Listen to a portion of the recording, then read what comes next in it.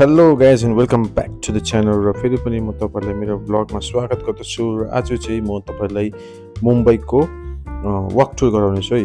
र अहिले चाहिँ म तपाईँको मुम्बईमा यो चाहिँ ओल्ड मुम्बईमा छु है। इन फ्रन्ट अफ यो तपाईँको सेन्ट्रल लाइब्रेरी भन्छ यसलाई, यसको बिल्डिङको अगाडि छु। यो one of the iconic and historic place हो यहाँको।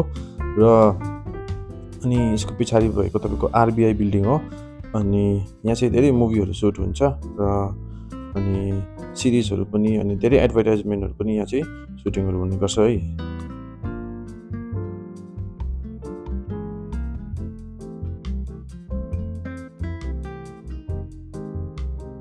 र यहाँको पुरानो बिल्डिङहरूले चाहिँ वरिपरि भएको बिल्डिङहरूले चाहिँ अझै यो ठाउँको लुकलाई चाहिँ अझै इन्हान्स गरिदिन्छ क्या। दामी छ यहाँको लुकहरू चाहिँ, किनभने अब पुरानो टाइमको ब्रिटिसको टाइमको यो सबै यो बिल्डिङ्सहरू होइन। अनि त्यति बेला बनाएको बिल्डिङ र अहिलेसम्म मेन्टेन गरिरहेको छ र त्यही कारणले गर्दा होला यो ठाउँलाई चाहिँ एकदमै मुम्बईमा चाहिँ अब प्रसिद्ध छ भनौँ न। यो ठाउँ चाहिँ एकदमै फेमस छ। र म यसरी हिँड्दै हिँड्दै यो फ्लोरा गार्डन आइपुगेँ र यो फ्लोरा गार्डनबाट हुँदै फेरि म हिँडेर बाई वक तपाईँको फेसन स्ट्रिटतिर लागिरहेको छु। र फेसन स्ट्रिट जाँदा जाँदै यो बाटोमा यो तपाईँले यस्तो बुक स्टलहरू देख्नुहुन्छ है। यो एकदमै चिप प्राइसमा 200 रुपिसहरूतिर चाहिँ यो बुकहरू पाउँछ।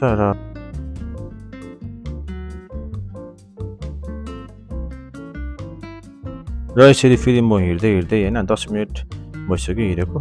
अब यसरी हिँड्दै हिँड्दै चाहिँ फेरि म फेसन स्ट्रिटतिर गएको। र फेसन स्ट्रिट चाहिँ तपाईँको के छ त्यहाँ भन्दा चाहिँ त्यहाँ चाहिँ तपाईँको लुगाहरू पाउँछ नि त, नयाँ नयाँ अब ट्रेन्डिङ अब के भन्छ त्यसलाई, अब फेसनेबल लुगाहरू पाउँछ। र त्यहाँ चाहिँ अब अलिकति सस्तो पाउँछ।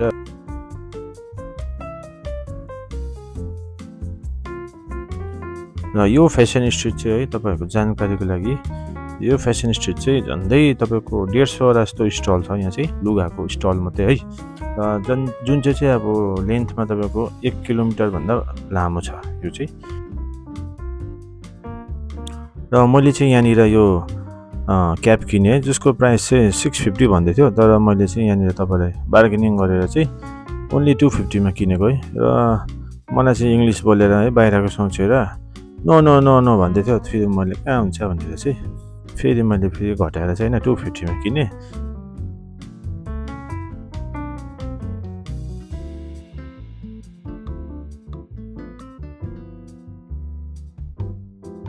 र अब यो ठाउँ पनि सक्यो घुमेर। अब चाहिँ म तपाईँहरूलाई अर्को ठाउँ चाहिँ कोलाबा कजवे भन्ने जग्गा लान्छु है। त्यहाँ पनि यस्तै स्ट्रिट मार्केटहरू छ, तर त्यो चाहिँ अलिकति महँगो, अलिकति हाइप भएको जग्गा हो नि त।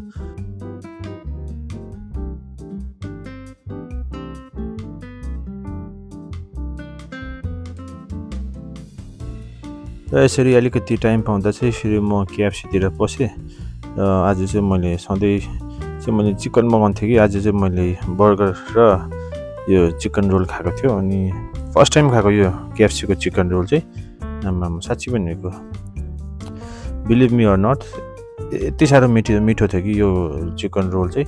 बर्गर चाहिँ ठिकैको लाग्यो, तर अब यो चिकन रोल चाहिँ एकदमै मिठो लाग्यो।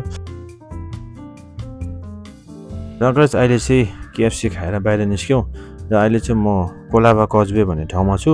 र यो ठाउँ चाहिँ एकदमै बिजी अनि मान्छेले भिड हुन्छ है, किनभने यहाँ चाहिँ अब यसकै छेउमा चाहिँ तपाईँको ताज होटल र गेटवे अफ इन्डिया छ। त्यही भएर चाहिँ मान्छेहरू पुरा थुप्रिन्छ।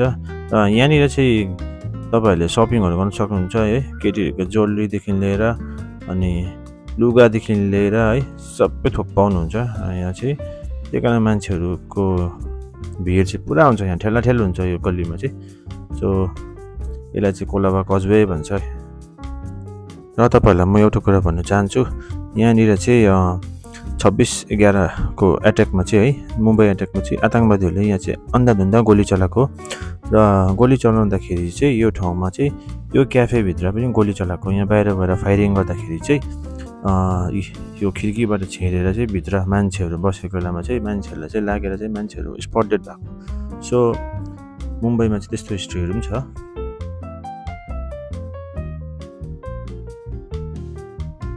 र गाइस अहिले चाहिँ म ताज होटलको बाहिर आइरहेको छु। अनि यो पनि एउटा मुम्बईको one of the must visit places हो है र यसकै छेउमा चाहिँ तपाईँको गेटवे अफ इन्डिया पनि छ र गाइस आज चाहिँ रात परिहाल्यो अनि नेक्स्ट टाइम चाहिँ म तपाईँहरूलाई यो यहाँको दिउँसोको भ्यू देखाउने छु है दिउँसोको र आजको लागि भिडियो यतिमै है र सो के कस्तो लाग्यो प्लिज लाइक सेयर अनि सब्सक्राइब गरिदिनुहोस् कमेन्ट पनि तपाईँले एकदमै गरिदिनुहोस् होला है सो नेक्स्ट भिडियोमा भेट्नेछौँ र टेक केयर अनि बाई बाई भन्न चाहन्छु है।